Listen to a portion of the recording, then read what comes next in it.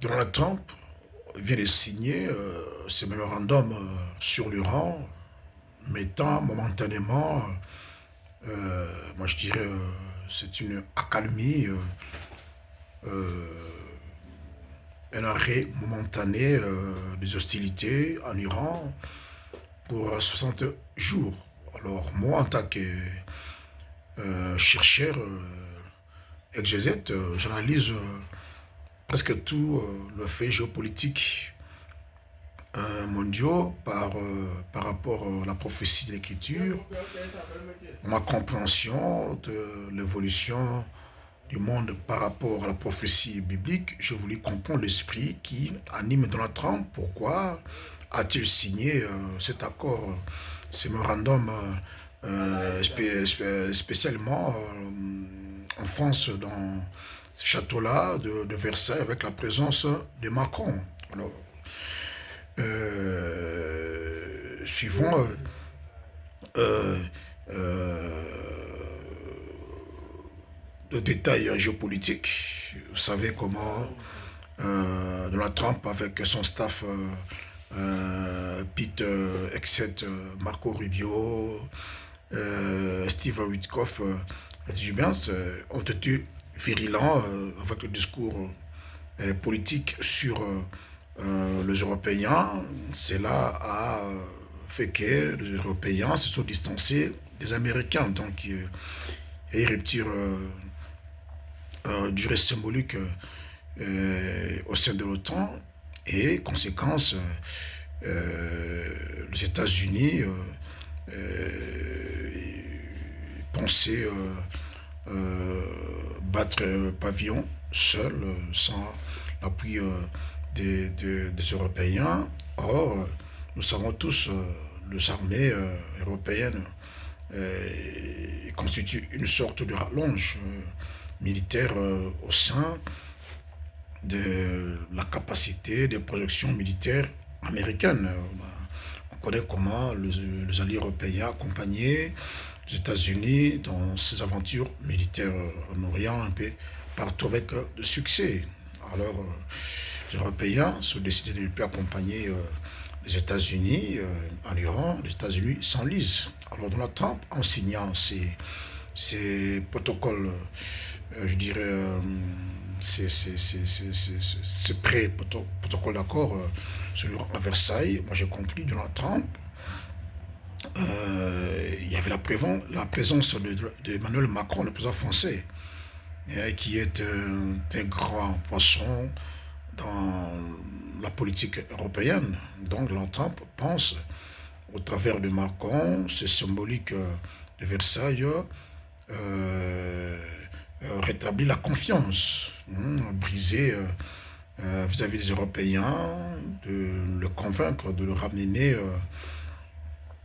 dans leur giron. Et à la prochaine, ils vont accompagner les États-Unis. C'est ça l'esprit qui anime Donald Trump. Voilà pourquoi il a signé ça à Versailles, devant la présence du président français Emmanuel Macron. C'est pour rétablir cette confiance, briser les Européens à côté des Américains, parce qu'ils ont compris que par ces discours politiques, les États-Unis se sont coupés de l'implication militaire européenne au centre de la capacité de projection militaire américaine. Bien qu'ils ont des bases militaires un peu partout, mais l'effort de guerre des Européens comptait aussi symboliquement au sein de l'appareil militaire américain. Donc les Américains ont senti l'absence ou l'importance de l'implication militaire européenne. Alors ils font un geste. Voyez, donc Donald Trump a signé à Versailles en France. C'est un moyen de tendre de nouveau la main aux Européens, de se rallier aux États-Unis qui pensent reconstituer sa capacité de projection militaire et répartir, pourquoi pas demain, contre la Chine, contre la Russie, contre l'Iran. Mais la lumière, la prophétie de l'Écriture, cette rupture au sein de le temps est irréversible.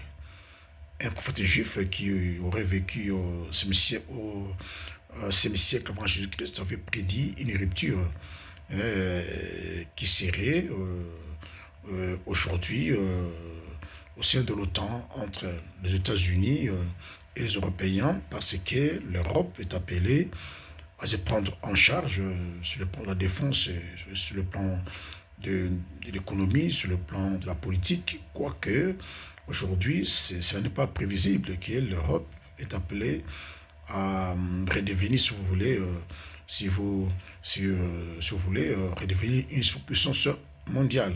Alors, ce qui manque à l'Europe, c'est c'est un gouvernement central européen. Et cela viendra avec le temps. Vous voyez, l'Europe a toutes les capacités de se prendre en charge. Et ce qui arrivera à la suite du temps. Donc, à la limite de la prophétie de l'écriture, vous allez assister à des tensions. Qu'à des tensions entre les États-Unis et l'Europe, cela est d'origine biblique parce que l'Europe est appelée à se distancer des États-Unis parce que l'Europe cache le plus petit État au monde, euh, l'Empire, je dirais, Vatican, qui doit sortir pour jouer un rôle crucial dans l'échiquier international par rapport au Moyen-Orient. Et donc, sans la montée en puissance de l'Europe, la puissance verticale ne pourra pas sortir. C'est la prophétie de l'Écriture. Donc, elle doit sortir pour jouer son rôle au Grand Moyen-Orient. C'est la prophétie de l'Écriture. C'est à partir de ce texte que je prédis tous ces événements qui vont venir, certainement, et gardez à l'esprit cette vidéo. Ainsi, Dieu a décidé euh, de dessiner la géopolitique mondiale qu'il gère à son gré, à son escient.